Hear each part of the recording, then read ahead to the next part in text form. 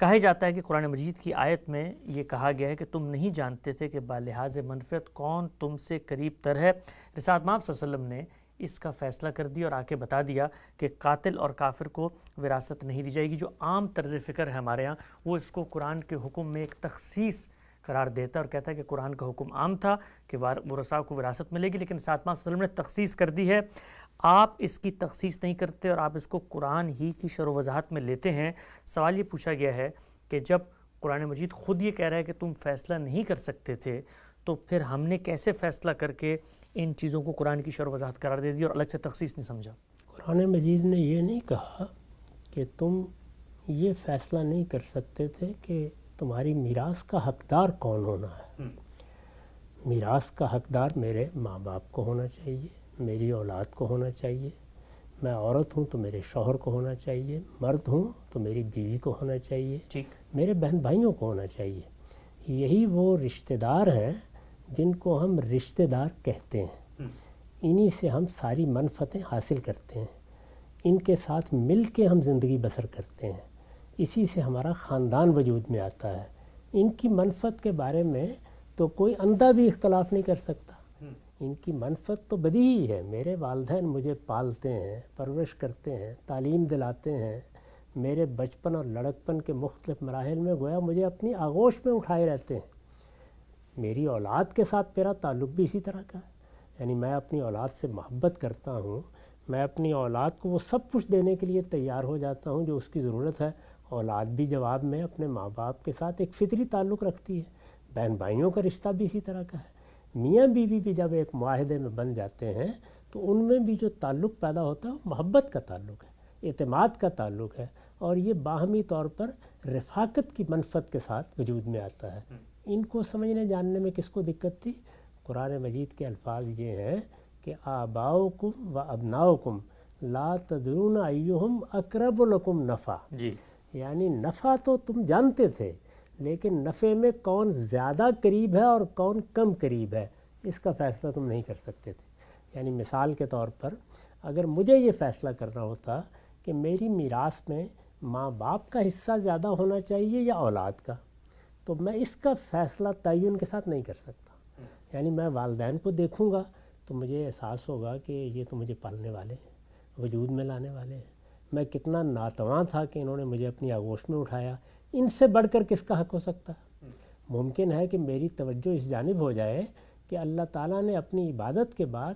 سب سے بڑھ کر جس چیز کی مجھے تلقین کی ہے وہ تو بالوالدین احسانہ ہے، تو مجھے اپنی میراث بھی سب سے بڑھ کر ان کو دینی چاہیے۔ اسی طرح اولاد کا معاملہ ہے، اولاد پر ہم منحصر ہو کے رہ جاتے ہیں۔ یعنی جس طریقے سے ابتدا والدین کی آغوش میں ہوتی ہے، بعض اوقات انتہا اولاد کی آغوش میں ہوتی ہے۔ اولاد کے ساتھ بھی ہمارے تعلق کی نوعیت غیر معمولی ہے، فطری طور پر بھی، عقلی طور پر بھی، اور ضروریات کے لحاظ سے بھی۔ تو یہاں پر بھی یہ سوال پیدا ہو سکتا تھا کہ والدین تو چلیے اب بوڑھے ہو رہے ہیں،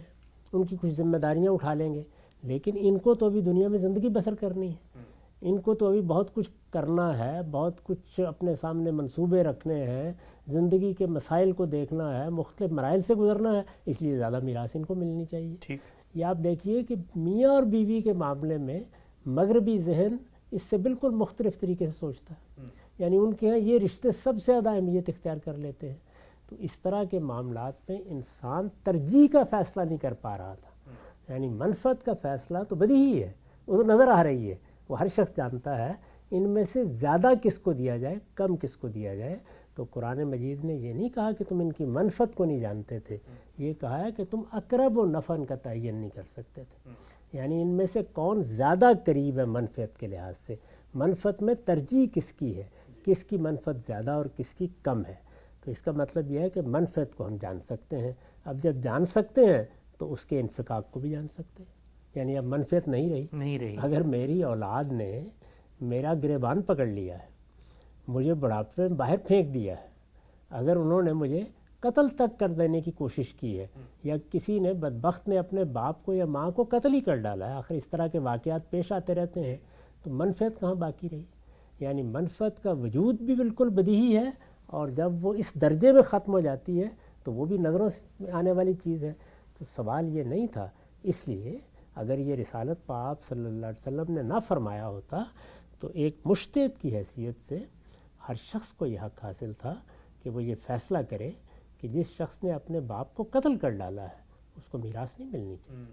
جس نے اپنے باپ کے ساتھ آخری درجے کی بدتمیزی کی ہے یا اس کے گریبان پر ہاتھ ڈال دیا ہے یا بڑھاپے میں اسے اٹھا کے باہر پھینک دیا ہے اور اس کی خبرگیری تک نہیں کی، اس کو اس کی میراث سے محروم کر دینا چاہیے۔ عقل اس کا تقاضا کرتی ہے، یعنی اگر یہ نہ کیا جائے یا نہ مانا جائے تو اس کے لیے استدلال چاہیے، بالکل ٹھیک۔ اللہ کا حکم چاہیے۔ یہ اتنی بدیہی، اتنی واضح، اتنی صاف بات ہے، چنانچہ اسی کو سامنے رکھ کے رسالت پاک صلی اللہ علیہ وسلم نے یہ دونوں باتوں میں ہماری رہنمائی فرمائی، اور عقل جو تقاضا کر رہی تھی اس کو لفظوں میں بیان کر دیا، اس کو اپنا حکم بنا دیا کہ تم بالکل ٹھیک سمجھ رہے ہو، اگر کوئی قاتل ہے تو اسے مقتول کی میراث نہیں ملنی چاہیے۔ اسی طریقے سے اگر کسی شخص نے اپنا دین تبدیل کر لیا، وہ اللہ اور رسول کے مقابل میں آ کر کھڑا ہو گیا ہے، تو اس کو بھی اس سے محروم ہونا چاہیے۔ یہ رسالت مآب صلی اللہ علیہ وسلم نے ٹھیک قرآن مجید کے منشا کو سمجھ کر اس کا اطلاق فرمایا ہے، اور یہ ایسا اطلاق ہے کہ جس طرح کہ میں نے عرض کیا، اگر حضور نہ فرماتے تو کوئی مجتہد کر دیتا۔ ٹھیک، نقطہ بالکل واضح ہو گیا۔ اچھا ہم سب اس میں جو ایک بڑا دلچسپ نقطہ ہے وہ یہ کہ اللہ تعالیٰ قرآن مجید میں ایک چیز کا فیصلہ کر رہے ہیں، بتا رہے ہیں کہ کس ریشو سے کس وارث کو کتنا حصہ دیا جائے گا،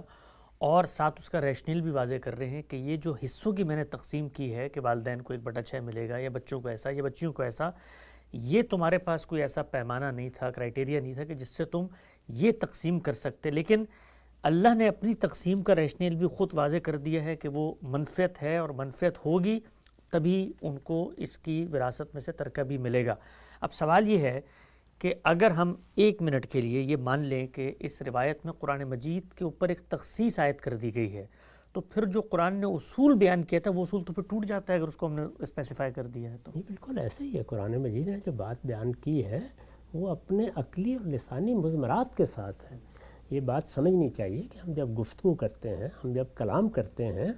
تو اس میں جو عقلی مضمرات ہوتے ہیں ان کو لفظوں میں بیان نہیں کیا جاتا، ان کو انسان خود سمجھتا ہے۔ قرآن مجید یہ بات نہ کہتا تو ہم استنباط کر کے بتاتے کہ ان لوگوں کو کیوں اللہ تعالیٰ نے وارث قرار دیا ہے۔ ہم بتاتے کہ والدین کے ساتھ ہمارا رشتہ کیا ہے، اولاد کے ساتھ رشتہ کیا ہے، بہن بھائی کس طرح سے ہمارے دست و بازو بنتے ہیں، میاں بیوی کا رشتہ کیا ہے۔ یہ وہ عقلی باتیں ہیں کہ جن کو سمجھنے میں کوئی دقت نہیں تھی، اللہ تعالیٰ نے انہی رشتوں کو اٹھایا ہے اور صرف یہ بتا دیا ہے کہ ان میں تقسیم کیسے ہونی ہے، یعنی ان میں کس کو زیادہ ملنا ہے، کس کو کم ملنا ہے۔ اس میں تخصیص کا کوئی سوال ہی نہیں ہے۔ اس کی وجہ یہ ہے کہ یہ چیز پہلے ہی مستثنا ہے، جہاں منفعت نہیں وہ مستثنا ہے۔ چنانچہ یہی وہ چیز ہے جس کو سامنے رکھ کر مسلمانوں کے علم میں یہ اصول قائم کیا گیا کہ الاحکام بالعلل، تمام احکام اپنے اس ریشنل پر مبنی ہوتے ہیں، یعنی ان کی کوئی بنیاد ہوتی ہے عقلی جس پر وہ دیے جاتے ہیں، اور اسی چیز کو اس طرح بیان کیا جاتا ہے کہ ان الحکم یدور مع العلہ وجودا وعدما، یعنی حکم جب بھی دیا جائے گا وہ اپنی علت کے ساتھ، اپنے ریشنل کے ساتھ ہوگا۔ اللہ تعالیٰ ہر جگہ یہ بات بیان کرتے ہیں۔ قرآن مجید کی آفاقیت یہی ہے کہ اس کے تمام احکام علت پر مبنی ہیں، یعنی اس کا ایک ریشنل ہے جس پر وہ مبنی ہے، وہ پایا جائے گا تو حکم متعلق ہوگا۔